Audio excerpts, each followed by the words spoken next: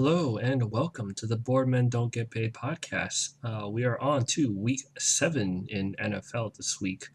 Before we get into our GPP picks, as you can see, I am here by myself in this lonely little box without my co host, and that's because we figured it'd be a lot easier and quicker for me to just go over the first portion of our podcast by myself since they don't play cash games and I do. And cash games seem to be a hit when it comes to this podcast so far this year because we've done so well in them.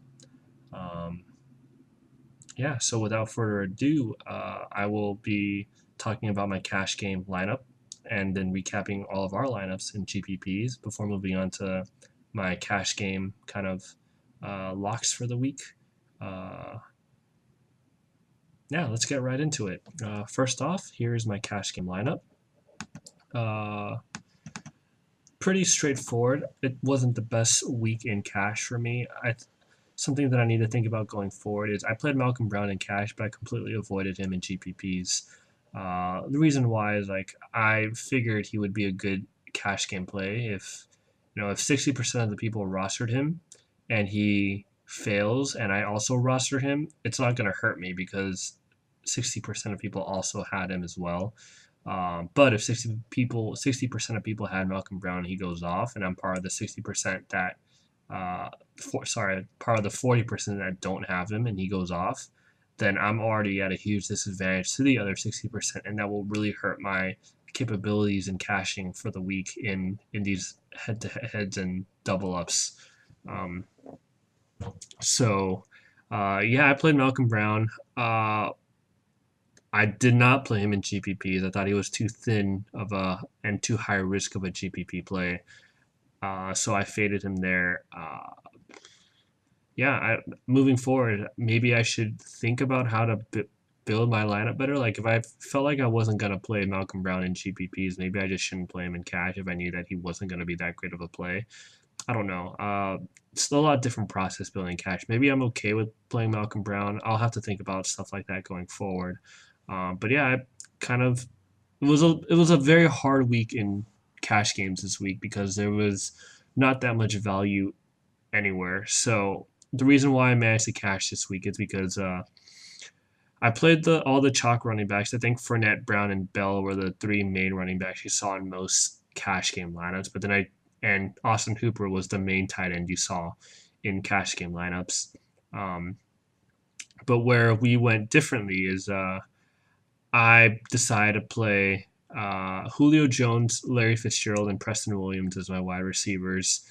And most people went for the DeAndre Hopkins and Cooper Kupp route when it comes to the wide receivers. And just by them playing Nuke and Kupp and me playing Jones and Fitzgerald, I'm getting a huge advantage over them based on the amount of points that I scored versus how many points Nuke and Cooper Kupp scored. I thought Jones was in a great spot. I thought Fitzgerald was in a great spot with Kirk out, with David Johnson hobbled. I thought he was going to get a lot of targets in a shootout against a really bad defensive team in Arizona. I played a really thin play. I think I kind of got influenced a little bit by my co-host with Preston Williams. Thought he could have been a good cash game play. I wasn't playing Kenyon Drake, so I figured I'd have some part of that Miami offense against a really bad Washington defense. Preston Williams was cheap enough. I definitely could have played someone like Jamison Crowder there instead. But I'm not going to complain too much because I managed still to cash this week with the score of 143. And I think what really helped me out, besides the whole Julio Jones and Fitzgerald plays, was I played Deshaun Watson in a week where Patrick Mahomes was the chalk cash game play. I think a lot of people had a lot of money left over for their quarterback, so they all paid up for Patrick Mahomes. I did not feel comfortable playing the Jets defense where everybody else kind of went to in cash games. They were so high owned, 30 to 40% owned. I decided to go with the Vikings instead in a good matchup against Philadelphia. It's Carson Wentz has been kind of struggling this year.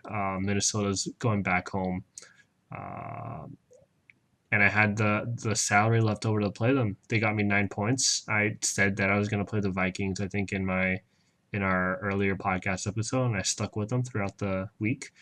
They scored 9 points compared to the Jets 1 point, and Deshaun Watson scored 31 compared to Mahomes' 20 points. And that's all it took for me to cash this week in cash games. Moving on to my GPP lineup. Yeah, this lineup had a lot of potential. Drew was right on about Steph Diggs the whole week. All of us at the Boardman Don't Get Paid podcast love Steph Diggs and loved him for the squeaky wheel narrative, loved him for the leaky Philadelphia secondary narrative, loved him because he was going to be low owned at a really low price point, and we all hammered him, and he put up 47 points. He was the play of the week, and if he had Steph Diggs, he probably cashed. I double dipped Steph Diggs with two other really boomer busty type, I guess more boom than bust this week, but Robbie Anderson. He was getting Sam Darnold back. I figured he was he was priced like Luke Falk was still his quarterback.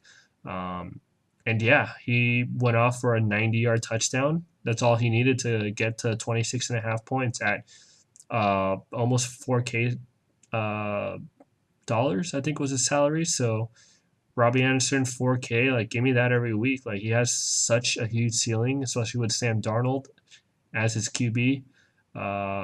All he needed to do was just break one long play, and that's what he did. I played Tarek McLaurin, who, by all accounts, is one of the best rookie wide receivers this league has ever seen. All the underlying statistics are there. He is the real deal. He was only 13% owned, still was not priced up enough. He was only like 6K. I loved, like when I heard the Xavier Howard news before launch started, I wanted more Terry McLaurin to my lineup, so I plugged him in. And he got me 29 points, 2 touchdowns. He was, nothing more to say about that. I think Terry McLaurin, if you can get him at a good price, he is a great receiver and going to be eyeing his ownership percentages moving forward. I played pretty chalky running backs in Fournette, Carson, Bell. I've already talked about them enough. The reason I played Chris Carson, when the Rashad Penny news came out that he was going to sit out, it became another kind of Chris Carson type day. Wasn't really worried about his fumbling issues. He's kind of been better ever since that fumble that he had in week 3. It looks like he has the trust of his coaching staff again, and I thought he was in a great spot against Cleveland. And I expected him to get basically at least 90% of the running back touches on Seattle. So I played Chris Carson, ended up being great. The 3 plays that kind of went wrong with was I played Kittle over Hooper. I don't really know if this was a wrong play. I just thought that getting Kittle at a lower ownership versus someone like Hooper, I was totally down for. I figured he was going to go way under owned, especially with his injury designation. So I think it's a play that I'd probably do it again moving forward. I have no problem playing Kittle over Hooper in GPPs, and if that's where you went, just got unlucky that Hooper had a huge week. Kittle had a great week in his own right. I played the Falcons defense, probably too thin, knowing that that game was projected to be a shootout. I thought the Falcons could get me maybe an interception from Murray or a couple of sacks against that really bad offensive line for Arizona, but only managed to get 1 sack. Arizona put up more than 30 points, and Falcons gave me -1, so that's unfortunate. Nothing more to say there. And then playing Mahomes just was a little bit unfortunate. Had the salary, I could have definitely paid down a little bit on Mahomes and maybe paid up in my defense. But I'm not going to complain too much. Mahomes, he just doesn't look right with his ankle injury. I think that, I think it was just kind of bad luck with that play too, because if he wasn't injured, first of all, Kansas City had like 8 minutes of time of possession in the second half. Like Houston just controlled the clock the whole game, so Mahomes never got the chance to really get the ball back. And if they did, maybe one more touchdown or something, and he's looking at 26 points and salvaging the week. But I don't think that was a bad play. Just kind of got unlucky. That Deshaun and Lamar, 2 quarterbacks that were pretty chalky around the same price range, went off too. I'm not going to complain with a 202-point score. It was a tough week for a lot of people. I had myself another decent GPP week, decent cash game week. That makes it six. That makes it 6 weeks in a row where we've made some money, and I don't know. I'm just counting it as a blessing. It's been great so far. I don't expect to continue winning like this every week. It's been a great year so far. Hopefully we can continue it, and hopefully regression doesn't hit me too hard. Knock on wood. Um, yeah, so let's see Drew's GPP lineup. This is the first time I'm seeing it, and wow. All right. Yeah, okay. I don't know where to go. Yeah, let's just start with that glaring. Okay, so he played Josh Rosen at. He managed to cash playing Josh Rosen at quarterback. That is mightily impressive. I'm not sure why he. I mean, I guess I understand why he did that, but there was no reason to go there. I would say, especially if you're not going to stack him with anybody. I don't think Rosen's a play you kind of just put him in by himself. I'm not sure. It looks like he didn't really have the salary for anybody else. Yeah, okay. Anyway, now that that's out of the way, Nick Chubb, great play. 32.9 fantasy points. Nick Chubb was one of my highest owned running backs, along with Chris Carson. Um, yeah, we just saw Todd Gurley go off against that Seattle run defense. Seattle's defense has just been super leaky this year, not very good. Chubb is basically the only bright spot about that Cleveland offense. So great play, Nick Chubb at 9% ownership. Carlos Hyde, we kind of talked about him on our podcast last week about how we wanted to play one Houston running back. We don't know which one, but Carlos Hyde, especially with the fact that a lot of high price running backs busted, Carlos Hyde ended up being a great play. So yeah, Carlos Hyde at 7% against Kansas City. He has all the touchdown equity in the world. Every time the Texans are at the 1 yard line, they give it to Hyde to run it in. Where he went a little bit contrarian is played both the high price wide receivers in Julio Jones and DeAndre Hopkins. Very solid plays. Jones was in a great matchup against a really bad Arizona defense, and Hopkins was in a get right spot against Kansas City, hoping that Texans would be in a bounce back, trying to play catch up. Jay Crowder, great play. Sam Darnold back. He had a huge amount of targets in week 1 when Darnold was his QB. Managed to get a huge amount of targets again this week against the Cowboys. Cowboys secondary is pretty good, but if you're getting that much of the volume that Crowder is getting, don't really need that much. And he was pretty cheap, so really helped lineup construction. Travis Kelce, I'm not going to say it was a bad play per se. Texans have a strong defense against tight ends. Definitely think he could have paid down on Kelce to someone like Kittle or Andrews or Hooper, like the safer plays. I know why he was trying to go kind of contrarian there. But I think, yeah, like I would have taken any other quarterback tight end combo. Like that's basically where his week went wrong. He could have definitely paid down on Kelce, like 2K down to someone like Andrews or Kittle or Hooper. Like just eat the chalk at the tight end position and then pay up for that 2K salary from Josh Rosen. Like I don't think Rosen was necessary at all. He played Steph Diggs, play of the week. He touted him. He played him. Great for him for having the conviction. And then he played the Jets defense. Not going to complain about that. Jets defense were min price. And by min price, they were 1,500. So that was a great play. Not going to complain there. No, it didn't work out, but they still didn't get you negative points and should be pretty happy with that. But yeah, great week for Drew despite rostering Josh Rosen. But yeah, that's definitely what I would have done differently with that lineup. Yeah, it's all about opportunity cost, right? Like you didn't if rostering Travis Kelce meant you had to roster Josh Rosen, you could have not played Travis Kelce and then pay up from Josh Rosen. I don't know if Josh Rosen was his last man in because of the lineup construction. But I definitely think that's what I would have done a little bit differently. Moving on to Yush's GPP lineup. Um, Solid lineup. He cashed in the Millie Maker. And my solid lineup, he played Steph Diggs. And really, Steph Diggs is all you need. So I'm happy for all of our boardmen who played Steph Diggs because that really helped us out for the week. He played Preston Williams. He always plays Preston Williams. I'm not going to fault him for that. Thought he was too thin in cash, but I thought he made an excellent GPP play, so I have no problem playing Preston Williams. Michael Gallup honestly was in a great spot against the New York Jets. Just did not work out for him. And you would think that with positive game script after Amari Cooper got injured that he was able to capitalize on Cooper's injury with the Cowboys playing catch up, but that never transpired. So a little unfortunate for Gallup. I thought Gallup and Williams were both decent GPP plays. Running back plays, I thought it was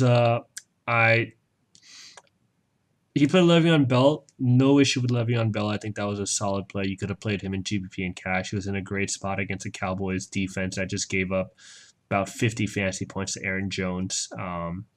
So I have no problem with Le'Veon Bell playing him with his kind of volume at his price. I thought Le'Veon Bell was a great running back play for cash and GPP. He only scored one touchdown, didn't really get there, but that's okay. Hopefully next time he's back on the slate, we can talk more about Le'Veon Bell because I think he's going to be a great buy low option moving forward.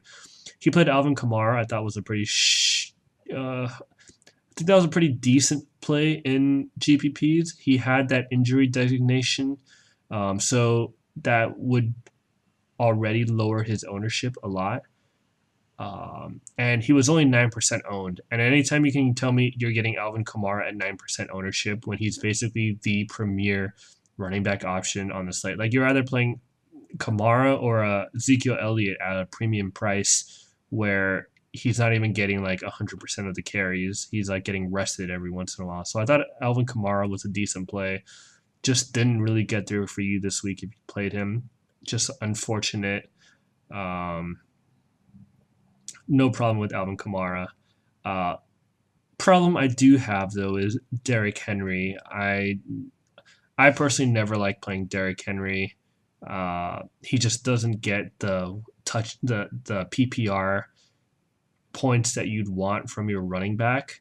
And as soon as Tennessee is in negative game script against the Broncos, I think that severely limits Henry's upside.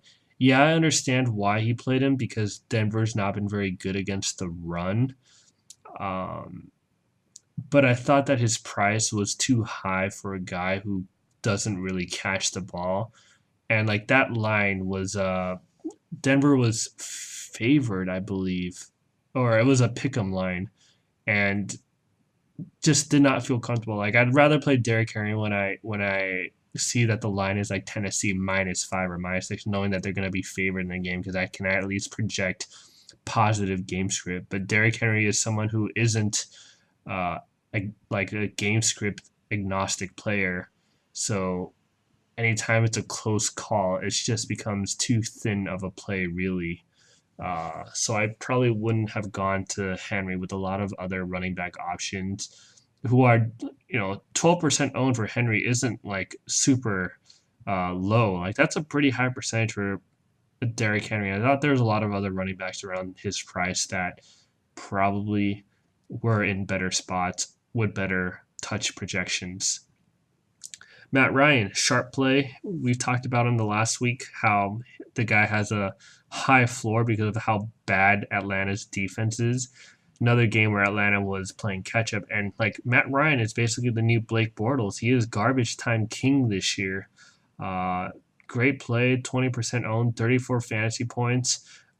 His Ryan Hooper stack, basically Matt Ryan, Austin Hooper, not Ryan Hooper, but yeah, Matt Ryan, Austin Hooper stack basically helped carry him to a cash in GPPs this week. And it really didn't take much to cash because there were a lot of busts. So even with Gallup and Preston Williams and both of them busting, it wasn't the worst thing in the world because At least he didn't play Malcolm Brown, right?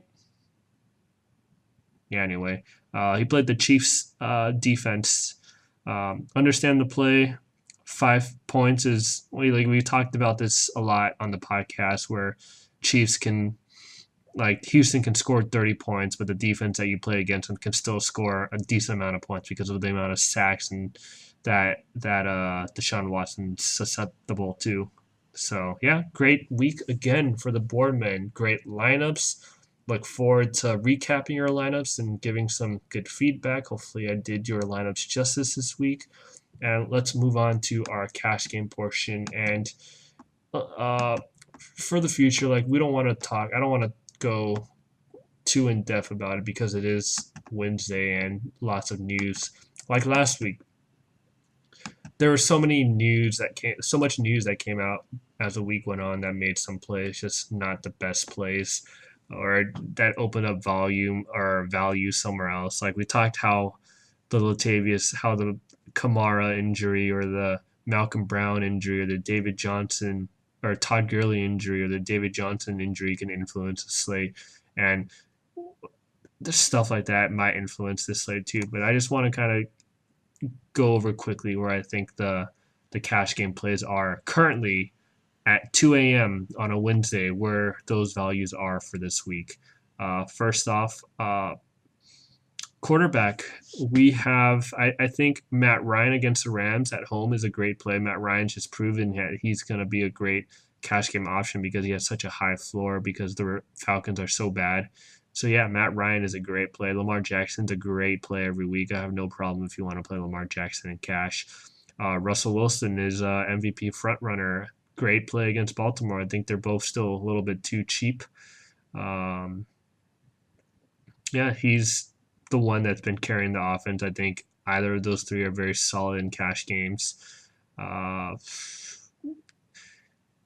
uh, let's just leave it at those three for now. There's a couple other plays that are very borderline cash game plays that I don't know if I will probably be going there, but Josh Allen with his rushing upside could be a cash game play at 6,500 against Miami. They're favored by like 17 points, so could be a cash. I think this week you're better off sticking to the first three that I mentioned, just because the pricing difference between someone like Allen and Ryan and Jackson and Wilson just. I'd rather just have Ryan Jackson and Wilson at their prices than someone like Josh Allen or even Jared Goff or Kyler Murray at those prices. So yeah, cash game plays for QBs are probably Ryan Jackson Wilson. I'll probably end up with one of them on Sunday. Running back plays, I think Saquon is the premier running back that you want to pay up for this week. 8,900. He's probably going to be back. He's going up against Arizona. This is his first full game that he gets to play with Daniel Jones. Sky's the limit for him. Arizona has not been very good. Saquon has, when healthy, he probably is the best running back in the league, bar Christian McCaffrey, who is not available on this slate. So I think you go with Saquon Barkley if you're paying up for your running back. The other running backs that I think are really solid cash game plays are, first of all, Chris Carson again, especially if Rashad Penny is out playing against Baltimore. He's still super cheap. If he gets all the volume that he's projected to get, like 95% of the running back carries for Seattle, I think Chris Carson at 6,500 makes for a great play. And the other play is Leonard Fournette, 7K against Cincinnati. Cincinnati's defense is terrible against the run. Fournette is getting like 90% of the volume. Sorry, not even 95% of the running back volume, running back touches. He's involved in the pass game. He's still only scored one touchdown this year, so positive touchdown regression is coming for Fournette. And why not against a very bad Cincinnati defense in a game where Jacksonville is favored by 4 points? Then if you want a cheaper option for running back, I think someone like, I don't know how cheap I'm going to go, but obviously Dalvin Cook is having a great year. He's always in play for cash games if you want him. And I think someone like Kerryon Johnson is 5,100, a little bit too cheap for his kind of production and his volume. I understand Minnesota has been a very good defense against running backs just historically. but I think Kerryon Johnson at 5,100 is just a little bit too cheap for his price. So if you're planning on paying down for running back, you could go to Kerryon if you wanted to. Wide receiver, it's really hard to predict wide receivers in cash games every week. Like that's just gonna be a thing. Like I'm not gonna pretend like I know who you should be playing in, which wide receiver you should be playing because there's no like lock. But if I were to say if there is a lock this week, I mean I'm not gonna say there's a lock, but T.Y. Hilton at 5,900 is just way too cheap for a premier wide receiver going up against a team that he's historically dominated. 5,900 T.Y. Hilton, he will probably be a cornerstone in my cash game lineup. Probably start with him and then go around from there. I think if you do pay up for Saquon and Fournette, like what I'm thinking cash games will be like this week, you're probably going to have to pay down on one or even two of your wide receivers. And I think T.Y. Hilton makes for a great pay down play at 5,900. John Brown's another person that you can look at if you're wanting to pay down on wide receiver. 5,500 coming off a bye week, playing against Miami with Xavier Howard possibly sitting out again. He is Josh Allen's favorite target. 5,500, you can totally play John Brown in cash. Probably going to play him in cash and GPP. So those are my two like value wide receivers that you'll probably need for your cash game builds. And if you want to pay up, yeah, I don't know if I want to pay up this week. I'm just gonna give a shout out to Tyler Lockett or Julio Jones or DeAndre Hopkins. Have no problem if you want to pay up for them. Just probably not the direction that I'm gonna go. Oh, and Cooper Kupp. The Cooper Kupp's price is way up. I don't know if I'm gonna go that direction. So probably looking like it's gonna be T.Y. Hilton and John Brown as my pay down wide receivers while I pay up for a couple of the running backs that I mentioned earlier. Tight end I think is pretty straightforward this week. If you really want to pay up for Evan Ingram against Arizona, you totally can. He's in a great spot against the worst defense against tight ends. Ingram should be back and healthy. Yeah, the only downside about Ingram is his price is 6,500, which is kind of high, and I don't know if you're going to have the salary to fit him. And if you don't have the salary to fit him, Darren Waller at 4,700 got a huge extension from Oakland. Could be a very solid play against Green Bay. He's getting all the volume, and especially with Tyrell Williams out, you'd have to project Darren Waller to at least get 10 targets, at least, I think, and that makes for a great play at only 4,700. Hunter Henry can be a great cash game play. 4,000. He went off last week in his return from his injury. 4,000. I don't think it'll be too thin of a play, but Hunter Henry makes for a good cash game option at only 4,000. Mark Andrews, 4,900. Always going to be a great play as Lamar Miller's number one target, especially with if Marquise Brown is still on the shelf. And Austin Hooper, great play too. He only 5,300. Matt Ryan seems to love targeting him, especially when the Hawks are trying to play catch up like they always are every game. So that's basically my argument against Evan Ingram. I don't think you can go wrong with any of those four tight ends that I mentioned. But if you want to pay up for Evan Ingram, I have no problem with that either. So that's basically where I think I will be going in cash this week. Yeah. All right, so now that we've finished with our cash lineup preview for the week, I'm now joined by my two co-hosts, Drew and Yash, who decided to show up now. How you doing, Lawrence? Yeah, are we ready to begin our GPP previews for the week, which is our favorite part? I think we all had a pretty decent last week, except for one of Drew's quarterback picks. Hopefully that won't happen to us again this week. I survived the quarterback pick, but yeah, it was not the greatest choice. But did you tout him last week? I just want to make sure we didn't tout him. I did not tout him. All right, good. As long as you didn't cause our precious listeners to play. No. Okay. No. Last week was Stephon Diggs' week. You did get that right. Hoping for that and got him at 7 to 8% ownership and kind of rode that for the weekend. Did we all play Stephon Diggs? I would hope so. Yep. Yeah, great. Look at that. Listen to the Boardman don't get paid, and you play Stephon Diggs at 8% ownership in all your tournaments. Yes, sir. All And right. sprinkle that in with some Kyler Murray and Kirk Cousins, which I didn't for that main lineup, but oh well. All right. Still a solid week, and hopefully we can continue on with our great insights for week 7 now of the NFL season. Where are you thinking you're going in GPPs this time, Drew? And try not to steal all of our picks again. Are we starting at quarterback? Yeah, we're starting at quarterback. So I get the feeling that I'm stealing a pick already. Sorry, Yash, because he talks about this every week. You can't go wrong with Lamar Jackson, and I think that holds true for sure this week. I really like Lamar Jackson this week to potentially have one of those games where it's like a slate breaker. I think he's going to have a ton of fantasy points. So fire that up for me.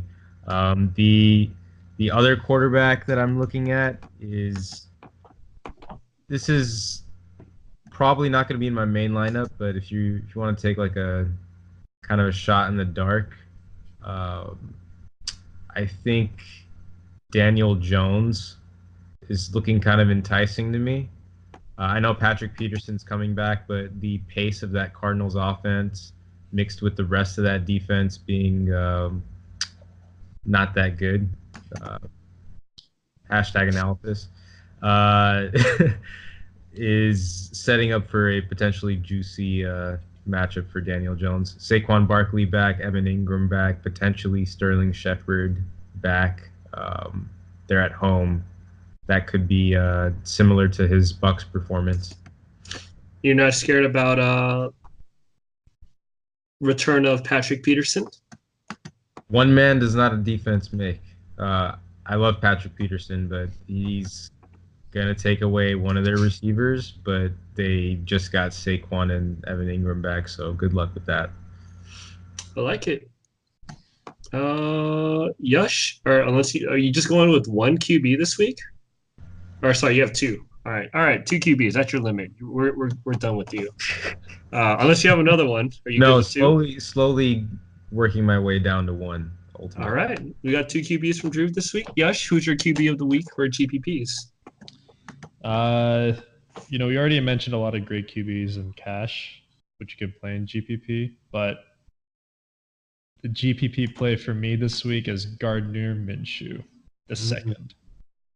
He is my GPP play, coming in at 5,400 against a terrible Cincinnati secondary. Expect to see a lot of long bombs to DJ Chark. This is a safe for work podcast, please. Whoa. Not anymore. Bongs, man, bongs. But yeah, Minshew mania for me. That's my one play for me this week. Just one. Wow.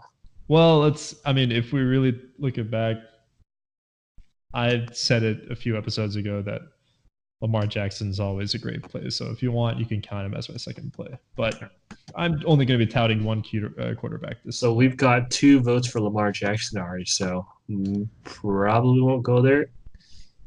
Kind of sucks because I traded him away in my league this week, but you guys both like him. Our league, but y'all both like him this week. So, my GPP play of the week is a guy who should have his full arsenal at his disposal, coming off a bye week, playing at home against the Houston Texans.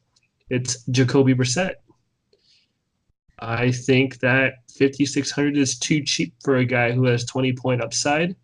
Now with T.Y. Hilton healthy and Marlon Mack healthy, full strength team going up against Houston, who T.Y. Hilton, I think over the years has just completely dominated Houston.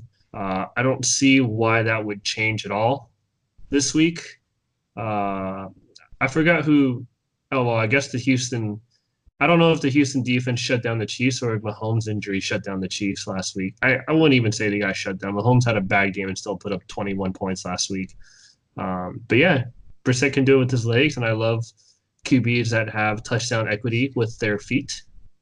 So Jacoby Brissett is where I am going in GPPs. And of course, I think all the cash game plays we mentioned earlier are definitely playable.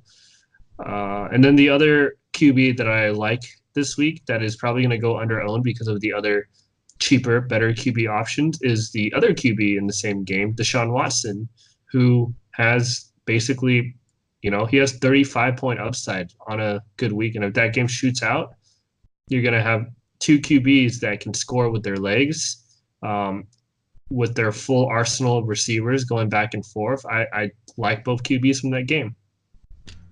Nice. I like it. Yes. Yeah. Next up is our running back GPP picks of the week. Who do you got this week, Drew? And I just want to preface this by saying that we kind of briefly touched on Malcolm Brown with the injuries last week. And if you guys had gone with playing Kenyon Drake, pivoting off of Malcolm Brown to a lower owned Kenyon Drake, you guys were sitting pretty good. I know Kenyon Drake didn't have the best day, but his 13 fantasy points basically gave you, a huge advantage over all the people who rostered Malcolm Brown last week. So that was a very solid pivot play last week. Who do you got for us this week? Absolutely. I'm looking at my boy Josh Jacobs, who is still surprisingly extremely cheap considering the game he just came off of. This guy, from a fantasy perspective, he's got top 10 upside every week, and he's priced as, he's priced at like in the 20s right now. And the Packers have given up quite a few fantasy points to running backs this season, and the Raiders are coming off a bye week. They're depleted as far as their passing game options. I expect Josh Jacobs to get a ton of involvement in every aspect of this game, whether it's catching passes, running the football, whatever it may be. And at 5K, he's got a great chance to give you the value that you want, which is 4x. That's what we aim for every time. So Raiders, hat off. I still think Josh Jacobs is a fantastic play this week.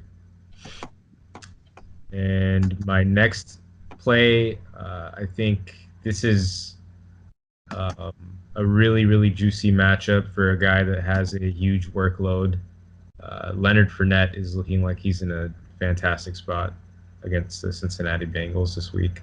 I expect him to be very chalky, but I think it's one of those chalky plays that you may end up needing because he could have a massive day on Sunday against the Bengals.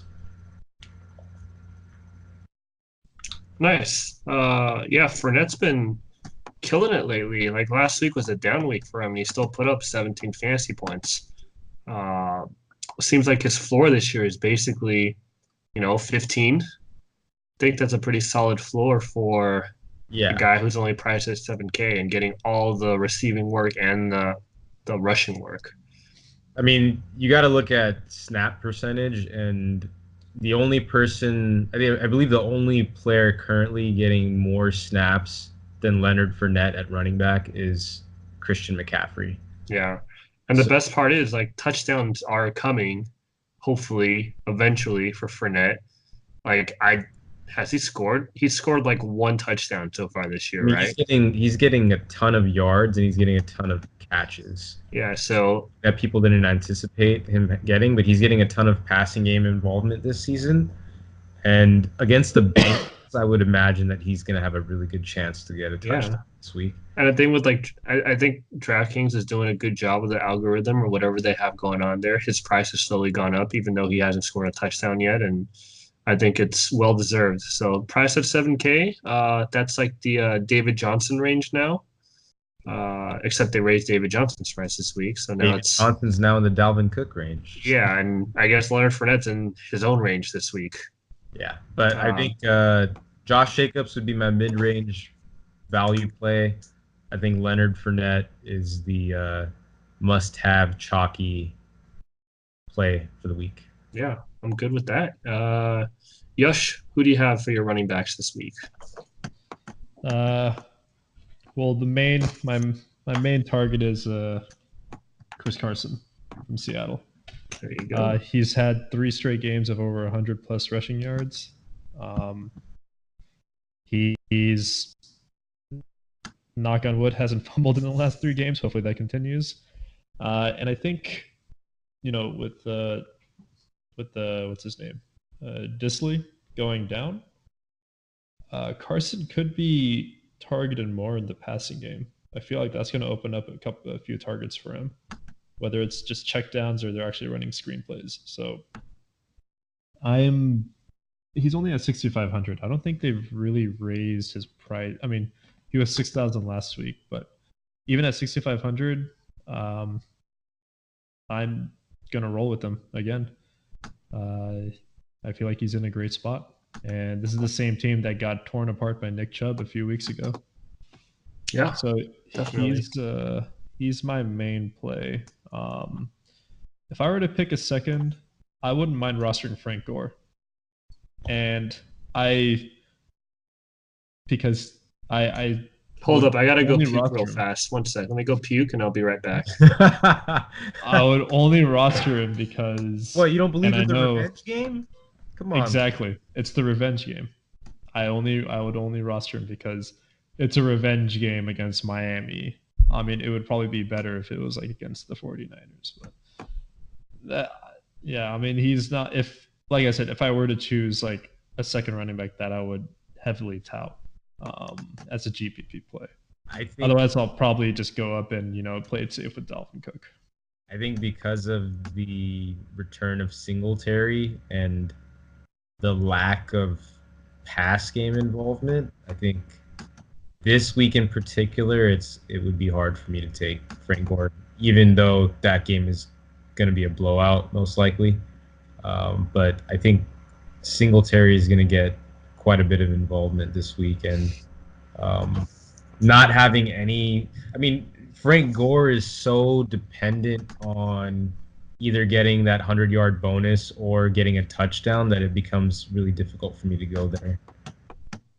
Yeah, I don't know if I can go Frank Gore either. He doesn't get passing game involvement. And yeah, he's shown he has like 15-point upside this year. But at 5K, like, it's not like he's even mid price. He's still 5K. And I feel like there are 5K running backs. Like, he's priced more than Kerryon Johnson. I don't know. Can we do a? I don't think we've done this on a DFS podcast yet, but can we do a Boba bet on Frank Gore? Can we do a Tapioca take on Frank Gore, Mr. Yash? How many fantasy points on DraftKings do you think he ends up with this week? Honestly, I said Frank Gore is like a. Even I'm not like 100%, but he is someone where you could probably get him at very low ownership, I feel. Come on. I want some Boba. All right, you want fantasy points? Let's go over under 16. I think that's fair at 5, whatever he's priced at. 16? I mean, what is he, 5 point something K? You want him to get at least 3x, I would hope. All right, let's do 15, or what? Let's do 15.6 then, if we're going 3x. Okay, fine. We'll go 15.6. I'll take the under. You'll take the over? Yeah, you. Yeah, right. I'll take the over. Lawrence, you want in on this action? I mean, I don't really like taking advantage of really terrible bets, so no thanks for me. I'll save Yush some tapioca. Oh, or I'm not like you, Drew. I don't force people into making terrible plays. Is it because it's the loss on a Frank Gore bet earlier this year? I hope Gore just gets 3 goal line touchdowns and just. I'm kind of honestly hoping Gore gets like 3 touchdowns now too. I hope he does too, for your sake, but I kind of hope he doesn't. For my sake, you took the Boba bet for the under. No, I would rather you win your DraftKings lineup than me get a Boba. All right, that's fair enough. But the Boba is not a bad consolation prize if he doesn't.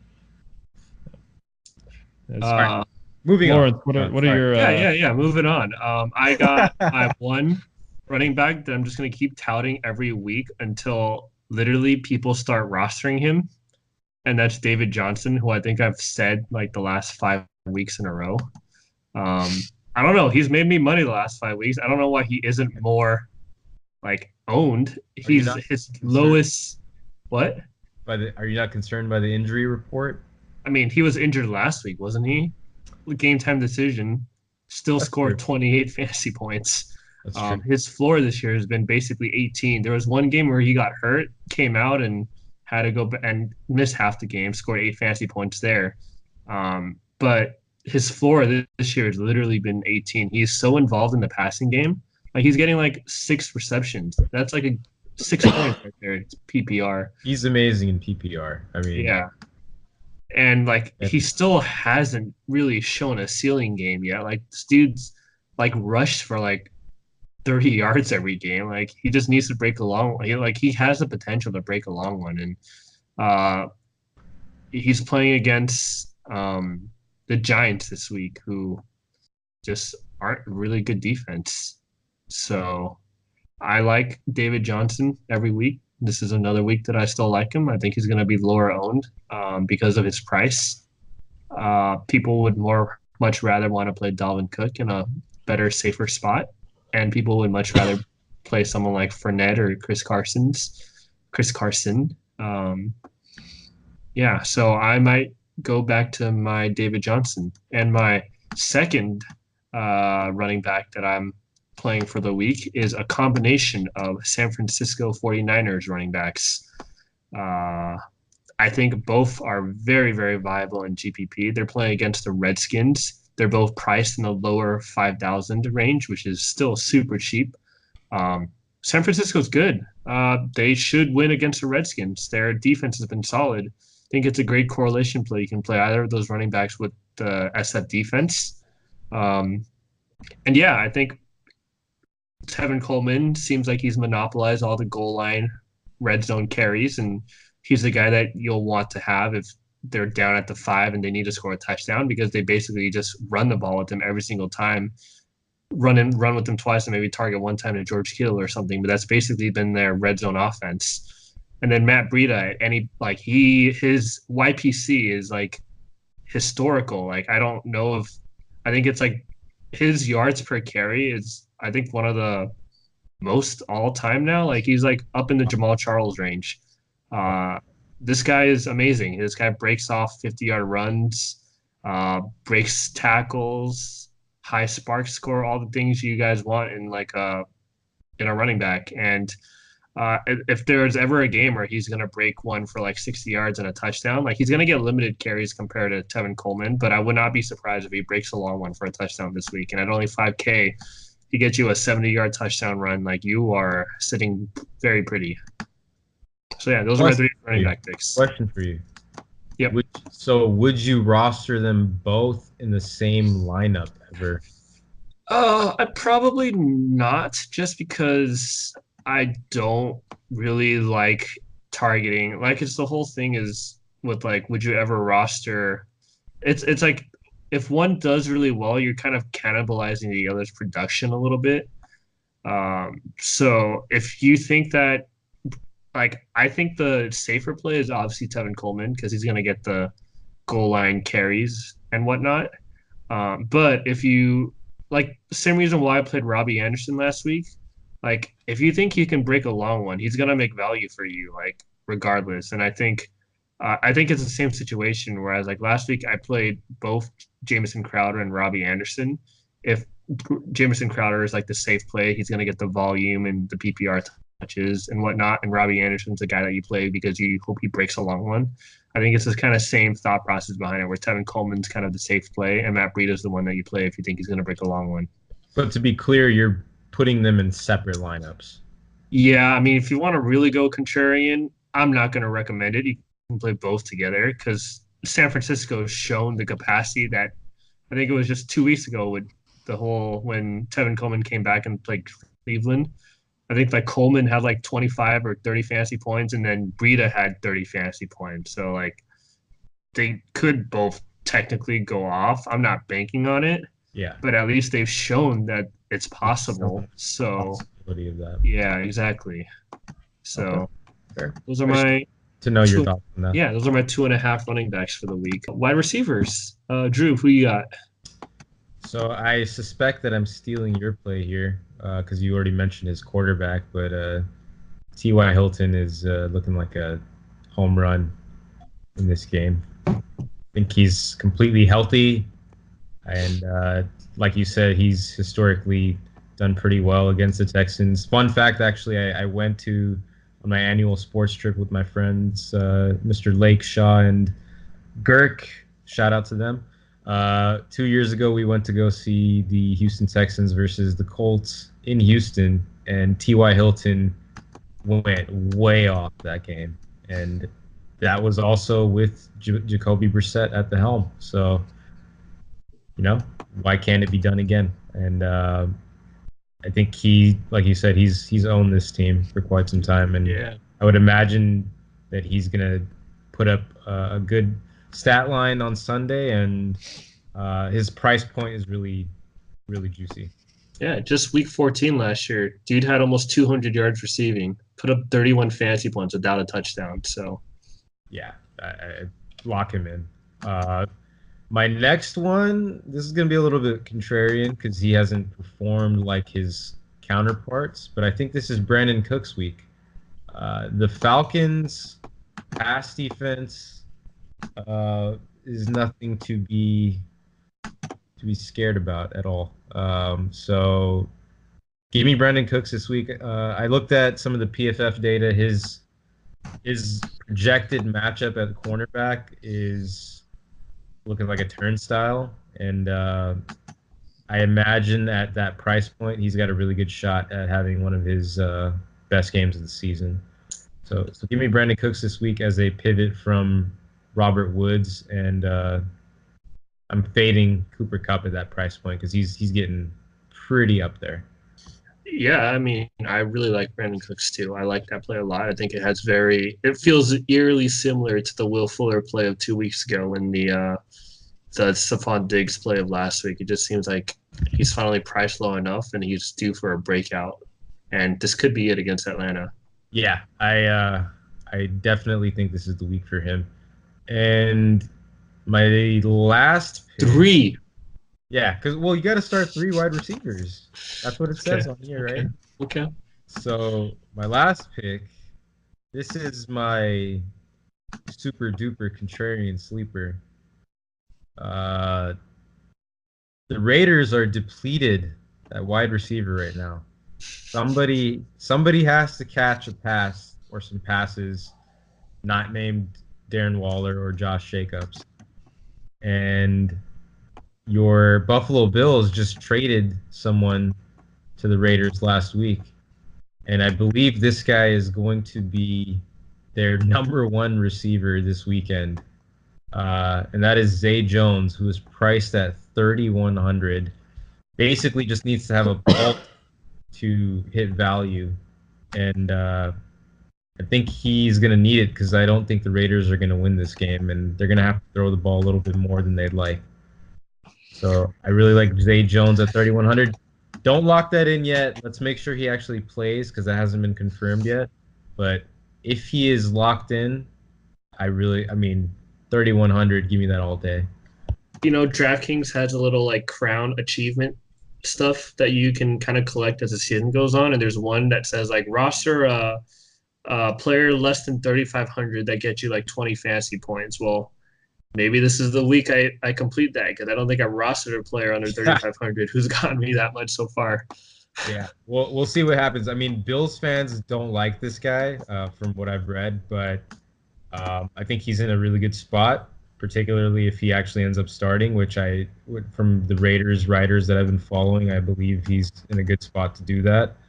And I believe he's going to get a lot of involvement this coming Sunday because we expect Tyrell Williams to be out for some time. He has plantar fasciitis. Yeah. Thanks for the boba, by the way, with Tyrell Williams. Yeah. Josh and I greatly I appreciate mean, it. you can't brag about winning on an injury because that was projected to be an easy one for me. I'm like pretty certain you bragged about winning about a Njoku injury Yeah. literally Hey, but 2 days ago. Get the be fuck fair- out of here. He didn't produce. Get the fuck out of here, man. My You guy can't was brag, man. clearly in the top 36 of receivers. Your guy was not in the top 5 of. He played one game and he caught a touchdown in his first game. Man, he You can't even not gonna fucking do anything. Look at how Baker's throwing the ball right now. You really think he would have ended up a top 5 tight end? Come on now. All right, Yash, who do you got at wide receiver this week? All right. Well, I'll keep it quick. My first pick, I mentioned it when I was selecting my QB of the week, and that's DJ Chark. I'm gonna combo him with Minshew, so hopefully they can get me a couple of touchdown connections. My second pick is actually Keenan Allen, and he's not in a great spot. He hasn't gotten the target share, but I think they're going to start focusing on getting him the ball more. And not just downfield, but just getting him like quick 10, 15-yard slants. Right now, the Chargers offense just all of a sudden fell into they're in a funk right now. And I think partly because they were trying to force Melvin Gordon back in, which basically destroyed Eckler's value. So I think they're going to go back to the basics and start getting Keenan Allen more involved in the passing game. Obviously not a great matchup against Tennessee, but I'm pretty sure he's going to be low owned. And my final pick, Dhruv mentioned that he was going with Zay Jones as the depleted Raiders wide receiving core. I'm going to go on the other side and target Alan Lazard of Green Bay. Whoa. Especially if Geronimo Allison and Marquise Valdez Scalding, is that his name? I don't know. Close enough. Yeah, Valdez Scantling. If both of them are gone, Devontae Adams is already, or he's most likely going to be ruled out. All three of those players, if they get ruled out, Lazard becomes an instant number one option against an Oakland secondary that's been pretty leaky this season. So he's only at 3K, so I can definitely afford him. The one player that I'm not going to go this week, and what? Preston Williams. Wow. Rosen just wasn't looking his way. He just wasn't. I mean, Patrick is starting. Rosen's not the quarterback anymore, so. No, they're benching him. They switched it back. Oh shit. You know what? Preston Williams, lock and load. Oh, God. We should just edit out Fitzmagic back 10 seconds because we don't want Preston Williams to think that you're turning on him. Yeah, just edit. Yeah. So, if Fitzpatrick's playing, then this is definitely. I think Fitzpatrick's been on the Bills. That was like one of his first teams or something. But he's coming back, and he definitely got Preston Williams involved more once he entered the game. So. Preston Williams, 3,900. Buffalo's got a pretty stingy defense, but maybe this is the game that he goes off. So one more roster him one more week. Just keep it going. All right. Well, I mean, I'm happy not to lose any more money on Preston Williams because thanks to you bums, I played Preston Williams in my cash lineup last week. Oh, don't group me into this. Don't group me into this Preston Williams thing. I mean, okay. I mean, I got gypped into rostering. I mean, luckily I still cashed, but I rostered Preston Williams in cash, and you rostered Josh Rosen in GPPs. I think we're being brainwashed right now. I don't know what you're talking about. That was a bad week for Miami for my Miami picks last week. So I apologize. I will say this: how many people do you know that have rostered Josh Rosen and still cashed? Huh? Not a lot. Probably not a lot. There you go. Yeah, I am rostering for my wide receivers. I like the Cincinnati wide receivers this week. I like both of them. I think they're both going kind of not talked about so much. I I don't know if you guys saw the game tape of Auden Tate last week. It's good. He literally every catch was an insane catch. That was ridiculous. Like it was like three sideline catches, like with a defender draped over him, and then three diving catches where it was just like full extension. Um, like he lacks the speed, but if he has hands like that and the athletic ability like that, there's definitely a future for him in the NFL. He's just like Trade AJ Green. exactly. I mean, I wouldn't trade AJ Green, but hey, maybe you can get something back for him. Who knows? Yeah. But yeah, Auden Tate looked great last week. I think you can totally play Auden Tate. Jacksonville is down to now AJ Boye, I guess. It's probably going to be on Tyler Boyd. I mean, I don't think he's going to shadow. I don't think they use AJ Boye as a shadow corner. And he's not looked as good as the last couple of years. But yeah, I think Boyd and Tate are both fine. Jacksonville's probably going to be playing with the lead. They're both very cheap. Tate's 4,500, Boyd's 5,600. And both have seemed like they could produce every single week. So Boyd did get a little shut down last week, and so it happens when you go up against Marlon Humphrey, the best corner in the NFL. Looking at you, Drew. Right. That's a weird way of pronouncing Jair Alexander, but yeah, sure. Yeah, Jair. Marlon Humphrey didn't give up 250 yards to Amari Cooper, but that's besides the point. I don't know what you're talking about. So yeah, Boyd and Tate are both really solid plays, and the other play that I really like this week, I'm going back to my I guess my Buffalo Bills fandom. John Brown, I think, is a great play against Miami at 5,500. Cheap. He's not priced like he should. He's getting all the work in Buffalo's pass offense. I think he's going to go a little bit lower owned this week just because the Bills had a bye week. And he hasn't really had a really good week since week 1. But the targets are still there. The air yards are still there. He's running a bunch of like short intermediate routes to go along with his normal burner speed type routes. Floor of 10. Miami is very, very burnable. Not too scared. I don't even know if Xavier Howard's playing. He was injured last week. Obviously, he's not going to play. He hasn't been good this year either. Like he hasn't been good. I mean, statistically, he hasn't even been like typical Xavier Howard. So yeah, I mean, name value's there, but that's what happens when you lose all the pieces around you. Like you can't just if your complementary pieces around you are all getting traded away. Like it's hard to be good by yourself. Football is a team game, so unless you're Darrelle Revis Island. Yeah. Okay. Yeah, so I like John Brown. I think he's in a great matchup. Really high projected points total, low salary. Could totally fit him in your cash or GPP lineup. And yeah, that's where I'm going for my cheap wide receiver plays. And if you do want to play an expensive wide receiver, you can totally play Julio Jones. I'm not going to shy you away from Julio Jones. It's not going to be an easy matchup, but it's still Julio Jones. And Matt Ryan has been garbage time machine this year. And man, so much stats get put up in garbage time for Matt Ryan. So tight end. Tight end. Who do you got? I will probably be going chalky at tight end since I'll be going pretty contrarian at my wide receiver spots and my Josh Jacobs play.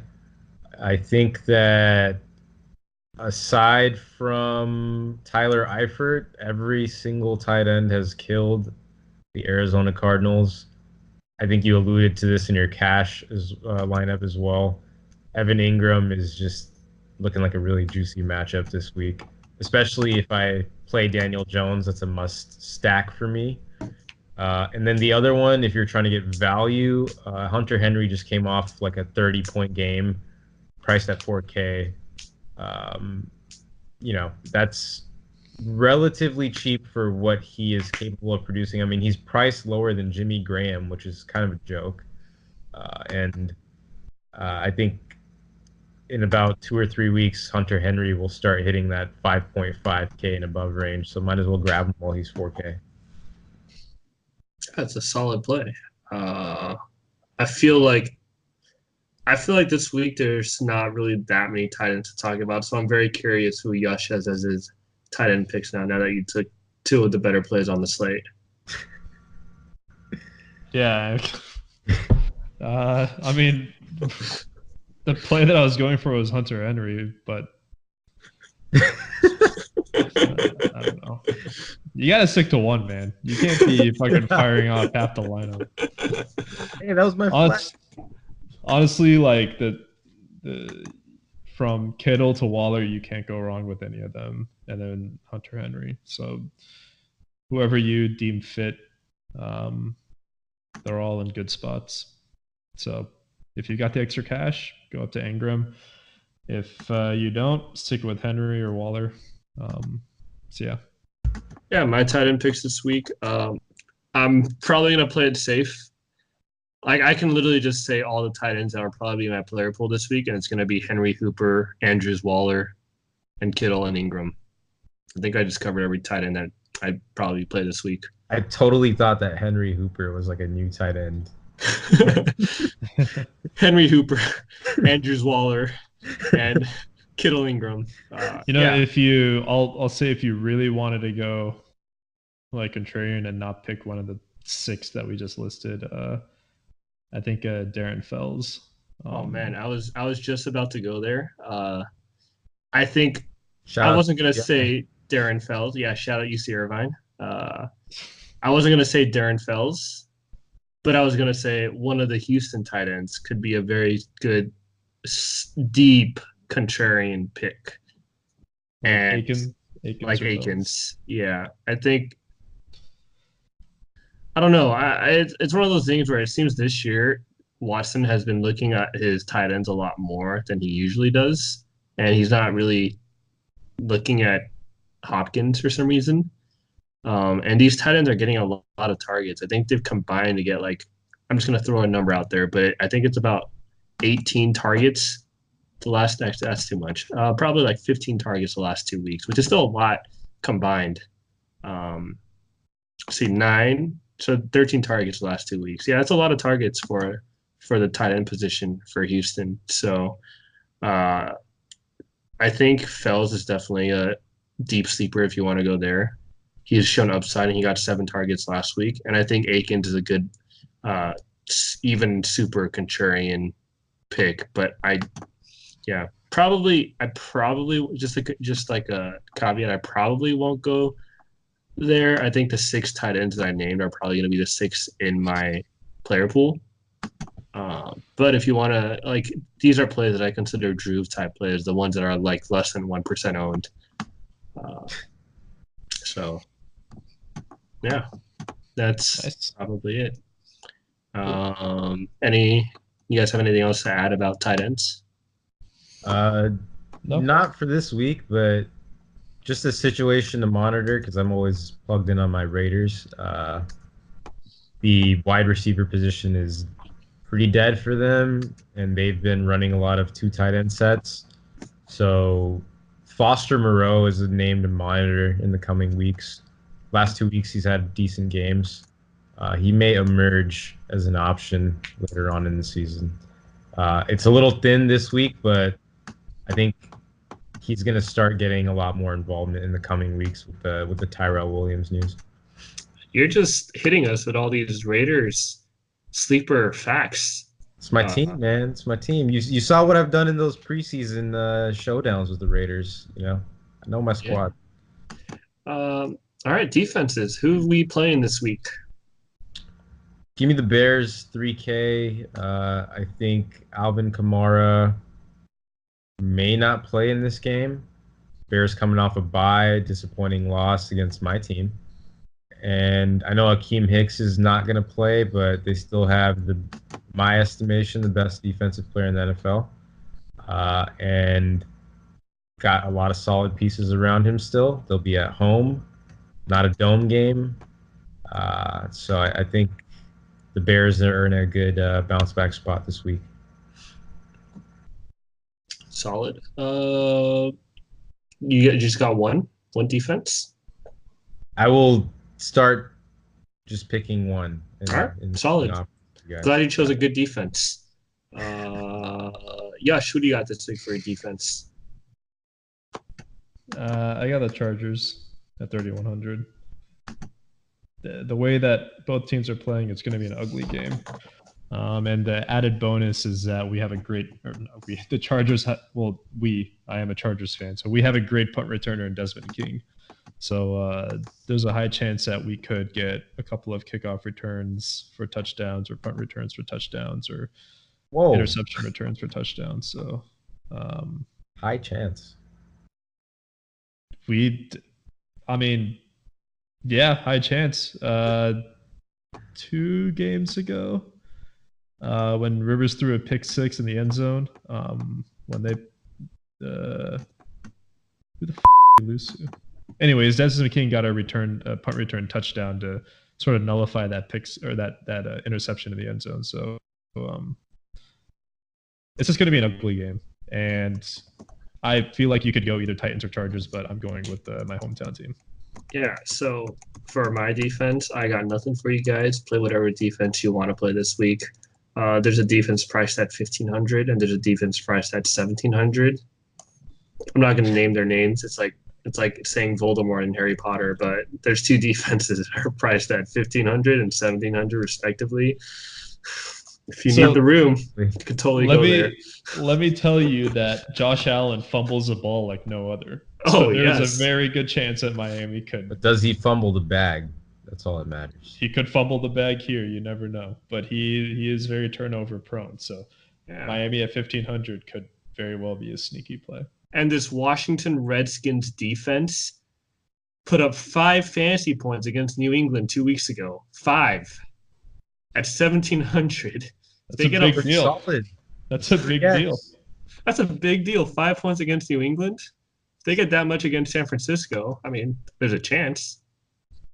I think I don't think it's worth it to go for these super thin defense plays because it seems like every week there's one defense that breaks the slate. So you should try to grab that, and that might be one of the top 2. That might be the Bears, but it's definitely not going to be Redskins or Dolphins. Are you sure about that? I would love to wager some boba on that if you 1-to-1 boba bet that the Dolphins are the highest. No, I'm not going to make that. All right, I'll do this. I'll make a 1-to-1 boba bet that either of these 2 defenses are within the top half of defenses for the slate this weekend. At their price, they're priced like the 2 worst defenses. I'll bet that just one of them sneaks into the top half. 1-to-1. One of them is in the top 16? I don't think there's 16 games, but however many games, yeah. So one of them will be... I'm not going to take that bet because I know that that these 2 teams could very well do so. It's all variants. I think defenses are variants. I think one of them if it was just one, I would... All right, screw it. I'll do it. All right. We got ourselves a Tapioca take. One of these 2 defenses gets into the top half. So what is it? 14? What is it? 26 teams on the slate, or not? I don't know. 3, 4, 5, 6, 7, 8, 9, 10, oh, no, 11, 22. 22. Yeah. So one of them is top 10. One of them is top 10. Let's make it top 10. Okay. I like that better. All right. I'm ready for some boba. Let's go, Josh Allen. Show me what you got. Pick 6 and I win. Like literally, all I need is a pick 6 from one of them, and I win. So let's see what the Dolphins have done in their first 5 games. -3, 3, 2, 0, 1. So I don't know if it will come from them. But maybe the Redskins. The Redskins did get 10. Now they're playing Josh Allen. Isn't Josh Allen your boy? Like, I thought you liked Josh Allen. Yeah, he's my boy, but I'm not going to lie and say he doesn't turn the ball over. Jameis Winston had more fantasy points last week than Patrick Mahomes, and he had 5 interceptions. This is true. But Josh Allen is not Jameis Winston. Jameis Winston is in his own category. He even puts Baker Mayfield to shame. So it's a different level of interception. And he wasn't playing against a team that's actively tanking. So if it's going to come from anyone, it's going to come from the Redskins, who have. I think a pick 6 is totally possible. and I'm banking on the fact that one of my two defenses gets a pick six, and I'm good. All I need is a 7-point outing, and I think that's a top 10 finish right there. Okay, It's a fair. good bet. Fair. No, it is a good bet, but you're gonna lose. But it is a good bet. Speaking of bets, our bets of the week. We Yes. had a 1-2 week last week, which is actually our first losing week all year.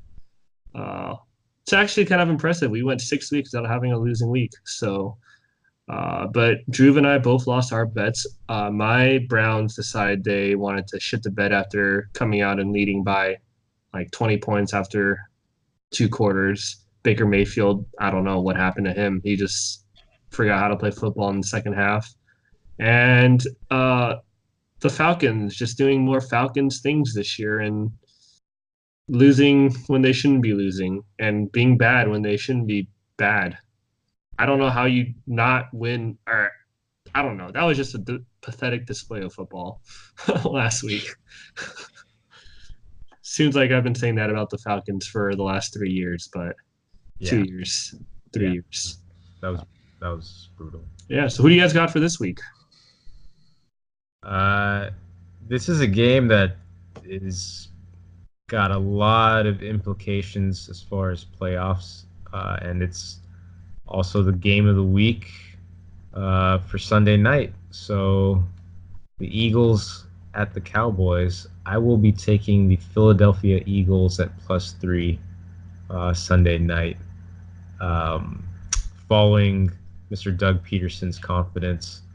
I think that they are the better team, and particularly with Amari Cooper not nearly 100%, the most exposable part of the Eagles will get less exposed because he won't be performing at his peak level. He might not even play, right? He may not even play, and they do a good job of containing the run game, so I don't expect Zeke to have a signature game here. And I think Carson Wentz is a better quarterback than Dak Prescott. I don't think that's a controversial thing to say. Give me the better quarterback. Huge game to win. Big implications. Big-time players win big-time games. Give me Carson Wentz +3 at the Cowboys. What big game has he won? He has indirectly won the Super Bowl because he was on the sidelines. He carried them to the playoffs. I think he would have won that year if he had not been hurt. He was the MVP that year in my book. So, injuries happen. It sucks, but he's been playing pretty well this year. Statistically, pretty good in every game, and I expect that to continue. Okay. Yash, what about you?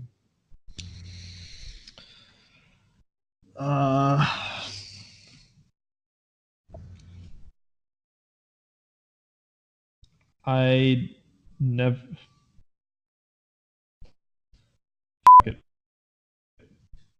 The Chargers at +2. I thought you never bet on your team. Yeah, I know, but this is just we need to win. We're too good not to win. And Yeah, my Broncos are tied with you guys yeah. in the division. The Raiders, if the Broncos beat the Chiefs this week, And the Raiders win. Raiders will be first in the division. Who would have said that after 6 or 7? So I'm actually going to give 2 picks this week. Oh, I'm excited for this. 2 picks? Because I need to First? keep with tradition. And I'm going the over on Baltimore-Seattle. Have you just bet on Baltimore over every game? I have. I think almost, yeah. Last game I bet the over on. No. Sorry, last game. Oh, you was had the Cowboys Jets. Jets last week. Yeah, but I think the game before I may have bet a couple times on the Baltimore over. Wait, who did he bet on last week? Did he take the Jets? I took Jets Cowboys over. He didn't pick a team. He just took the over for that game. Did that go over? It did. It did go over. Yeah. Hmm. So I'm going with 2 just because I feel like this Chargers line is too good to pass up. Hopefully they win. It's a trap game. That defense of Tennessee, man. I don't know. Yeah. Legit. But you know what? Hill, I gotta believe. I gotta Toyota. believe. I gotta believe. 100%. I gotta believe that we're gonna win this. We're underdogs. That's how they That's get you. that's how we win when we're underdogs. So That's true. Chargers plus Chargers 2. lose games where they're heavily favored. Yep. And the bonus second pick is the Baltimore Seattle over. I've got a 49.5 on odds chart. What do you have, Lawrence? Which one? The over for that game? I see it at 49. So you get 49. All right, 49 it is. Yeah. For me, I mean, if we're going 2 picks, heck, might convince me to go 2 picks too. Go 2 picks, the daily double. Are we doing it? We're all doubling down. My Are we? God. double All down. right, I'm doing it. I'm taking the Bears at -3 at home against Teddy Bridgewater, and I'm taking. It's going to be a little peaky for me to say, but I'm taking the Bengals at +4 against the Jacksonville Jaguars at home. 2 teams that I think are in good bounce back spots against. I think the Bengals have just looked terrible all year. But if there's ever a game for them to win at home, for them to bounce back, it's this Jaguars team that I feel like Gardner Minshew finally got exposed last week, and I think that Andy Dalton. I don't know. I got nothing good to say about the Bengals. I just think they're in a good bounce back spot. Hopefully, they feature Joe Mixon more. Joe Mixon's not getting enough run. They know what's good for them. Lots of Joe Mixon, lots of Tyler Boyd, lots of Auden Tate, and I'll be playing all of them DFS. I didn't mention Joe Mixon earlier, but I think he's a sneaky good play if he gets enough routes run. I like the Bengals to bounce back. I think their defense is still not terrible. Their cornerbacks are still pretty solid. I like the Bengals, and I like the Bears. I don't know if Trubisky is playing. I think the line's still not accounted for Trubisky in or out. But I think they are going to expose Bridgewater. Bridgewater has played some really soft defenses. Now he's traveling to Chicago, and that is not an easy place to play. Like you said, they still have Khalil Mack. Akeem Hicks is out for the year. And there's that other guy who's been like out for reasons unknown. I forgot his name. Smith. Who? Roquan. Roquan Smith. Yeah, I don't know why he's out, but that defense is still pretty deadly. I think playing in Chicago is not easy, and I think the Bears can get it done against the Saints. Cool. So does that leave me? Do you have another one? I am looking at it. I can't do this because I can't bet against my own team, so I'm going to not do that. But give me the trap game Texans. This game has trap game written all over it, but fuck it. We're going to go with the trap game Texans. As in the Texans to win? To win, yeah. Let's go with it's +1. +1. You can be ballsy like me and just take a pick 'em like I did for the Browns last week. Yeah, I'll just take the Texans, pick 'em. F the spread. Let's go with my boy Deshaun Watson. I know the Colts are coming off a bye week, but Texans just beat the Chiefs. They are looking like a potential threat to the throne. And this is a huge divisional game. They need to get it done. They need to stay close enough to the Patriots and the Chiefs where they can potentially get that home field advantage. And I think, again, give me the better quarterback. You got Deshaun Watson on the road again. I think they get it done. Give me the Texans. Before we go, did any of you guys watch that Cleveland-Seattle game? Like the last 3 minutes? Yeah, I did. I think Freddie Kitchens, my God, like I don't know if you guys saw what happened, but he challenged. So Jarvis Landry fumbled into the end zone. Cleveland recovered, and then gotten a touchdown. Right? They lined up for the very next play. Chubb ran it in for a touchdown, but a challenge flag was thrown on the play where Jarvis Landry fumbled in because he wanted to challenge that was a touchdown. He ended up losing the challenge. Lost all his challenges for the game. Seattle was driving down the field the next possession to try and take the lead.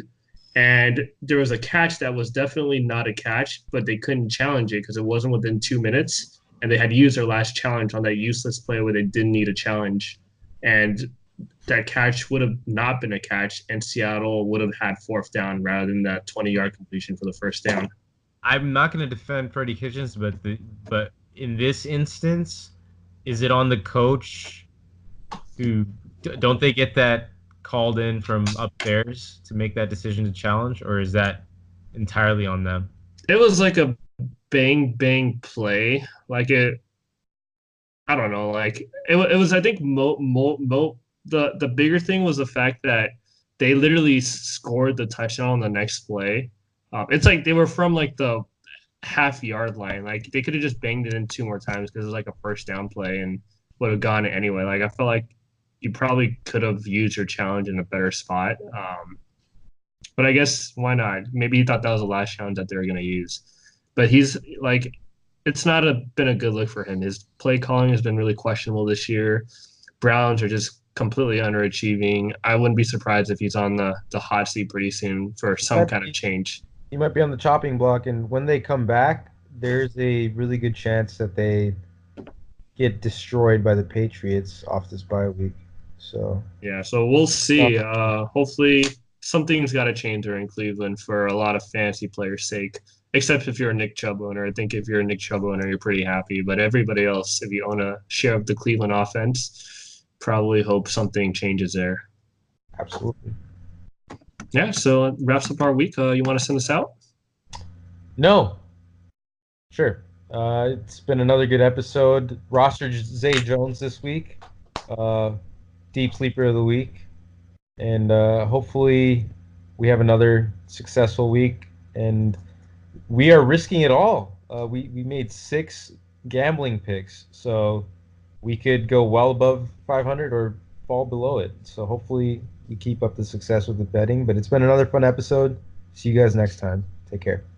Peace.